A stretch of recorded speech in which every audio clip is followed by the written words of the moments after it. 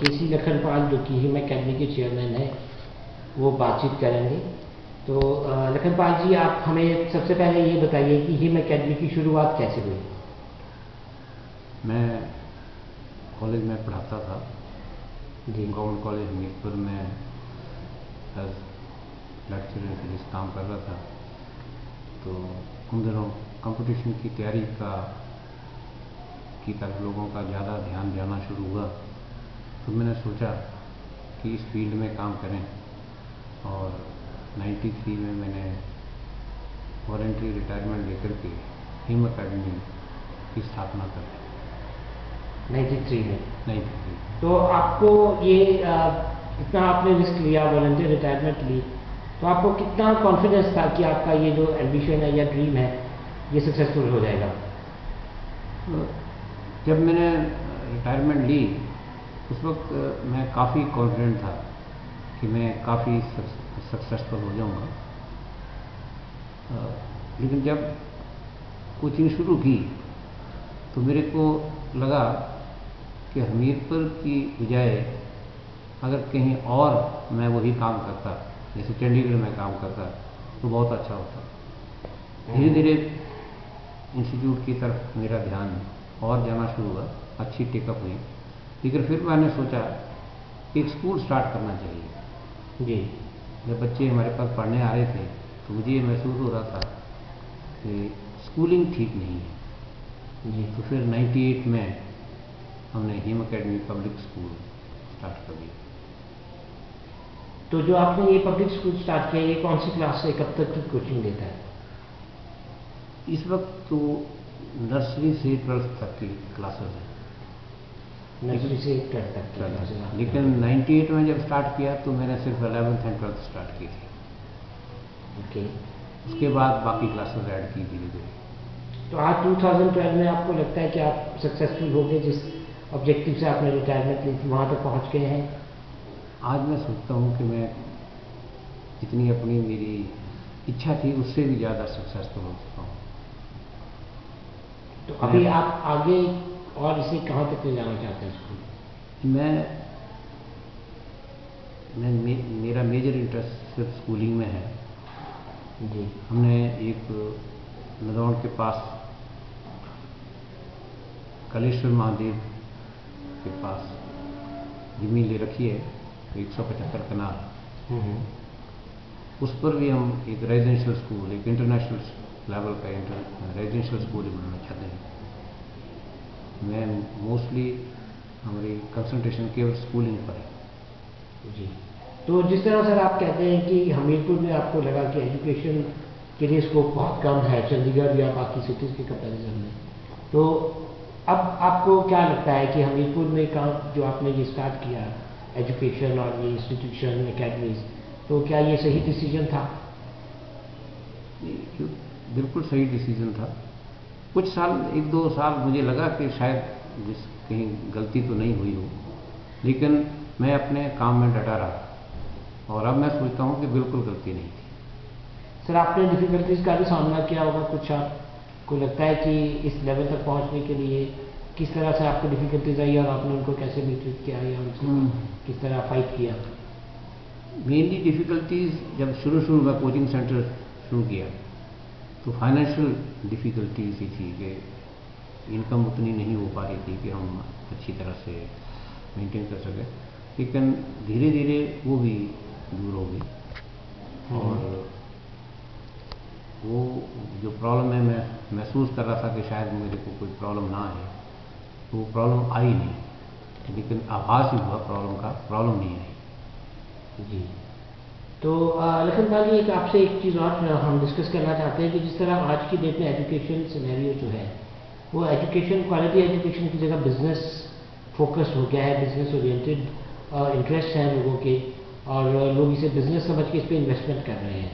बड़े इंस्टीट्यूशंस खुल रहे हैं, बड़ी यूनिवर्सिटीज़ आ रही हैं, काफ़ी कुछ प्राइवेटाइज भी हो चुका है। तो उसमें आपको क्या लगता है कि आज की डेट में बच्चों का जो फ्यूचर है वो प्राइवेट इंस्टीट्यूशंस के हाथ में कितना सेफ है? प्राइवेट इंस्टीट्यूशन के हाथ में बच्चों का फ्यूचर काफ़ी सेफ है, लेकिन कई बार ऐसा देखा जा रहा है कि एजुकेशन की बजाय या सर्विस की बजाय लोग पैसा कमाने की तरफ केवल ज़्यादा ध्यान हो जा रहा है। उस पर मैं चाहता हूँ कि गवर्नमेंट को इस तरफ ध्यान देना चाहिए कि प्राइवेट इंस्टीट्यूशन के अंदर क्या हो रहा है और क्या होना चाहिए, उसकी तरफ गवर्नमेंट को ध्यान देना चाहिए ताकि रियली ये सर्विस की तरफ, एजुकेशन सर्विस की तरफ ध्यान दें। और ऐसा तो है, पैसा तो चाहिए, अगर इंफ्रास्ट्रक्चर बनाना तो पैसा तो चाहिए जी, लेकिन उस पैसे की चाहत में ऐसा ना हो कि हम जो एजुकेशनल एस्पेक्ट्स हैं उनको नेगलेक्ट कर दें। क्वालिटी से कॉम्प्रोमाइज़ नहीं होना, क्वालिटी से कॉम्प्रोमाइज़ नहीं होना चाहिए और एक लॉन्ग टर्म विजन होना चाहिए। तो जिस तरह आप कह रहे हैं सर, गवर्नमेंट को इसमें इंटरफेयर करना चाहिए, तो आज की डेट में कुछ जो गवर्नमेंट की रेगुलेटरी बॉडीज़ हैं, तो हाँ, उनका आपको क्या लगता है कि वे एक्चुअल में प्राइवेट इंस्टीट्यूशंस पे चेक रख पा रही हैं या भी इसमें और रिफॉर्म्स की ज़रूरत है? इस वक्त जो गवर्नमेंट एजेंसीज हैं वो प्रॉपर चेक नहीं कर पा रही, मेरा लगता है। जैसे मैं समझता हूँ कि हमारे स्कूलिंग में मैं पिछले हमारा 14 साल हो गए, 14 साल से हम स्कूल रन कर रहे हैं। गवर्नमेंट की एजेंसी ने कभी भी हमें चेक करने की कोशिश नहीं की कि हम क्या करें। जी, कुछ ना कुछ तो चेक होना चाहिए। प्राइवेट इंस्टीट्यूशन पर गवर्नमेंट उस सेंस में चेक नहीं कर रही है जिसका करना चाहिए।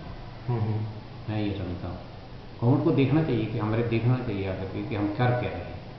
हमारे से बातचीत ये नहीं कि हमें डिटरेंट लगाना चाहिए, लेकिन हमारा देखना चाहिए कि हम कर क्या रहे हैं और ठीक कर रहे हैं, गलत कर रहे हैं, उसको इवैल्यूएट करना चाहिए। अब गवर्नमेंट की क्या मजबूरी है मैं तो नहीं कह सकता, एजुकेशन डिपार्टमेंट की क्या मजबूरी है मैं नहीं कह सकता। नेचुरली। तो और इसके अलावा जिस तरह अभी एजुकेशन सिस्टम है, एग्जामिनेशन सिस्टम है हिमाचल बोर्ड का, एनसीईआरटी का, तो आपको लगता है कि ये हमारे स्टूडेंट्स के लिए अप्रोप्रिएट है या इसमें कुछ चेंजेस होने चाहिए? अगर वो कुछ चेंजेस आपको लगता होने चाहिए तो वो कौन सी चेंजेस हैं? अगर आप स्टेट में या कंट्री वाइड हमारी एजुकेशन की तरफ ध्यान दें तो लिटरेसी की तरफ ज़्यादा ध्यान है, शिक्षा की तरफ ध्यान नहीं है, आदमी बनाने की तरफ ध्यान नहीं है, एक सर्टिफिकेट प्राप्त करने के लिए की तरफ ध्यान है कि हमारे स्टूडेंट्स सर्टिफिकेट प्राप्त कर लें, उन्होंने इम्तिहान पास कर लिया है।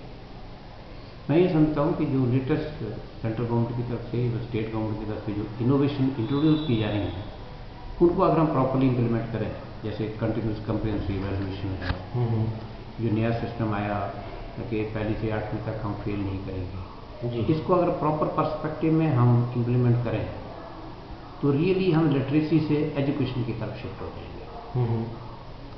इसकी तरफ ध्यान देने की बहुत ज़रूरत है। स्कूलों को भी, पब्लिक को भी ये समझाने की बहुत ज़रूरत है कि ये नया सिस्टम आया है, ये बहुत अच्छा है और इससे बहुत फ़ायदा हो सकता है, और सरकार को भी, स्कूलों को भी इसकी तरफ बहुत ध्यान करने की ज़रूरत है, अदरवाइज हम दुनिया में पिछड़ जाएंगे। जी।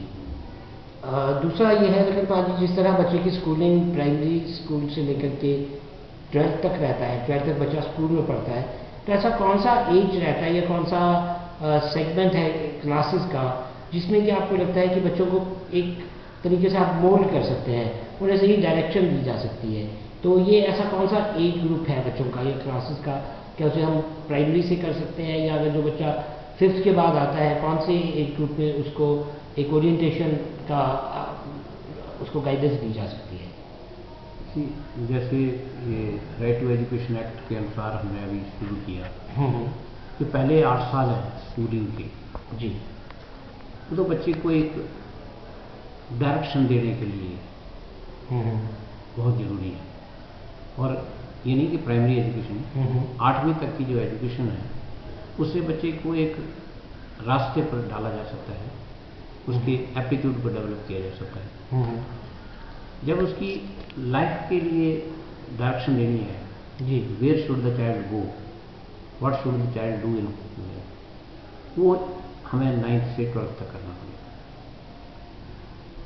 कैरियर ओरिएंटेशन हैं वो 9th to 12th, लेकिन एजुकेशन बच्चे की जो एजुकेशनल नीड्स हैं उसको क्या एप्टीट्यूड होना चाहिए, क्या सोच विचार उसकी होना चाहिए, वो पहली से 8वीं तक। तो जो फर्स्ट 8 तक का टाइम पीरियड रहता है बच्चे का, उसका उसके सोशल बिहेवियर को चेंज करने के लिए, वैल्यूज उसमें इम्प्लीमेंट करने के लिए सही रहता है। तो लेकिन हमारे यहाँ पे जैसे अभी हम 10th के बाद +1 से अपनी फील्ड या स्ट्रीम चूज़ करते हैं, तो आपको ये लगता है कि वही स्ट्रीम हमें 9th से चूज़ कर लेनी चाहिए and further 4 years 9th 10th 11th 12th उस पर्टिकुलर स्ट्रीम में स्टडी करके फिर आगे स्टूडेंट अगर अपना करियर अडॉप्ट करे तो वो ज़्यादा स्किल्ड हो सकता है? एक जो थोड़ी सी हमारी गड़बड़ा गई है सिचुएशन जी। वो ये हो गई है कि हम लोगों ने, सारे कंट्री ने ये सोचना शुरू कर दिया कि डॉक्टर और इंजीनियर बनने के सिवाय कोई कैरियर है ही नहीं। जी। जो बेस्ट टैलेंट है वो इस पर मोल्ड हो जा रही है, चाहे बच्चे में एप्टीट्यूड है कि नहीं। आवश्यकता इस बात की है कि हम 8th तक 9th 10th में बच्चे के एप्टीट्यूड को चेक करने की कोशिश करें। CBSE ने इस तक कोशिश भी की है, छोटी सी कोशिश है, मुझे नहीं पता दोस्त की है।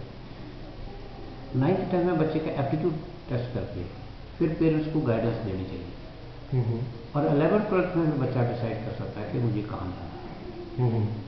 ये जो 8वीं और 11th 12th के बीच का समय है 9th and 10th, इस स्टेज पर बच्चे की एप्टीट्यूड टेस्टिंग जरूरी है, मैं ये समझता हूँ जी। और उसको समझाने की जरूरत है कि आप क्या कर सकते हैं।